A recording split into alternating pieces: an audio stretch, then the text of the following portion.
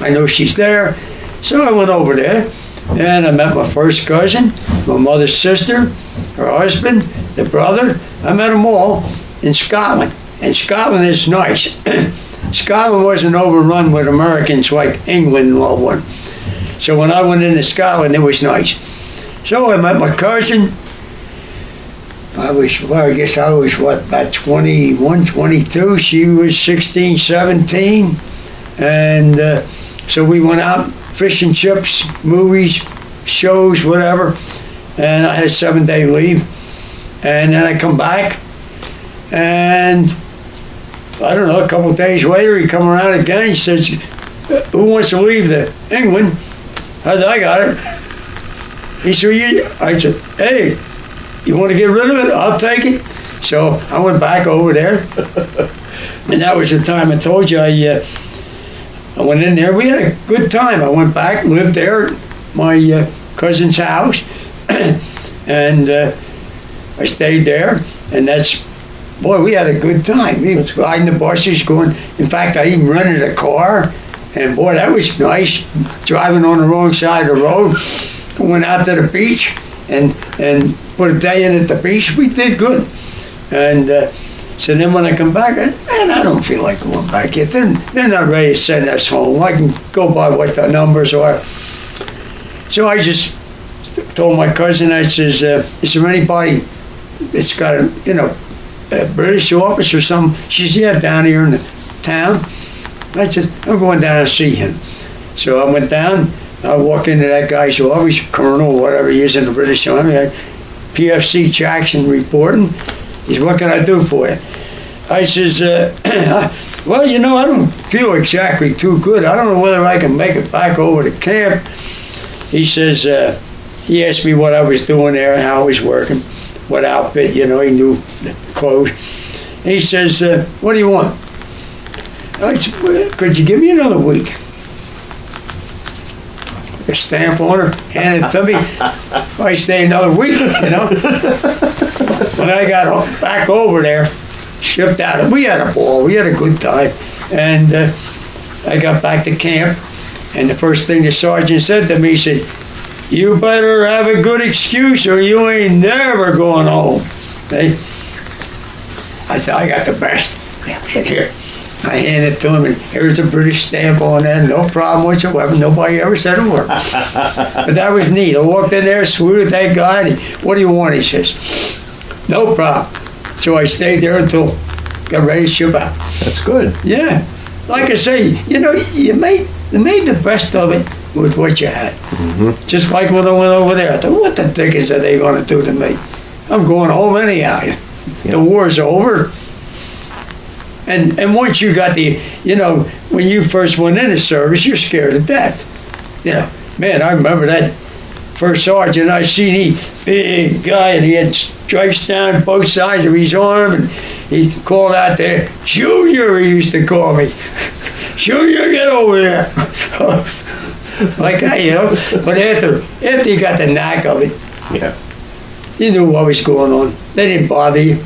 Just like when I drove my truck at night and lost my license, what could I do? Do you remember transitioning out of Austria? I had read that there were some camps that were set up that you would transition to before you shipped out of Europe. I'm trying to figure out where we actually. I think we went back. We went back into France or where we did, but we had a regular place where we were just eating and whatever until they had a number job, and when the number come up, then you shipped out. Mm-hmm. And I don't remember too much about. We didn't do nothing. Mm-hmm. Sitting around, that's all we were doing. Do you remember where you shipped out of? No. Some guys were shipped out of Calais in France. I get shipped out with, all I know is we went over there on the George Washington, beautiful luxury liner. We come home on a Sea Cat, one of them Liberty ships. Well, we got on that Liberty ship, and the first rumor they got started, this is its last trip. They're going to junk this bugger.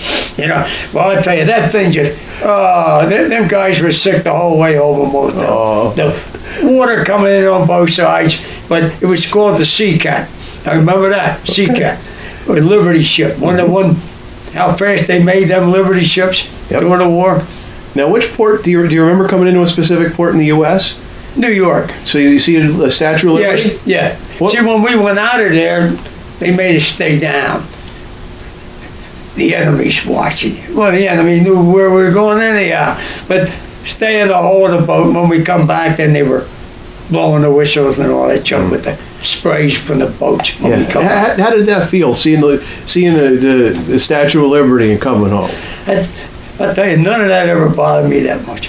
Even today, people want to go see this or go see that. We went out, we come back, happy to be home. We got 2 or 3 of us went out and got lunch and all, and then we shook hands with each other and never seen each other again. Wow.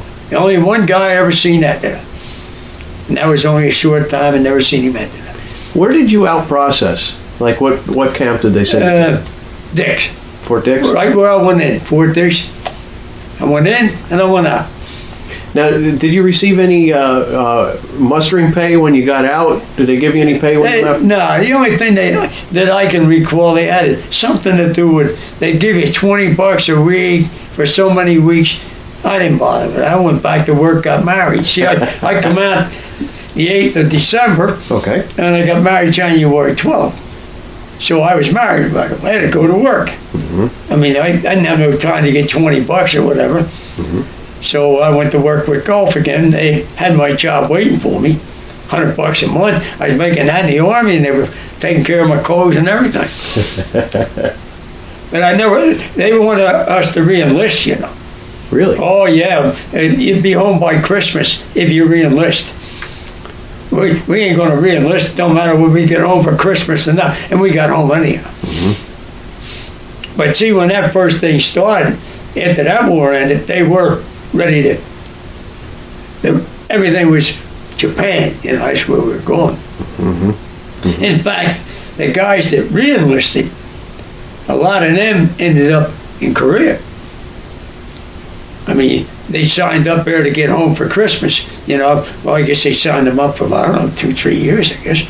And I forget when Korea broke out, but a lot of guys were still went to Korea. Gotcha.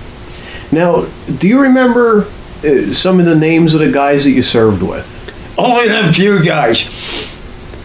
Only them few guys. That one guy that you found on the list there, Dick Warner, he's the guy that got killed that morning. He was on the list.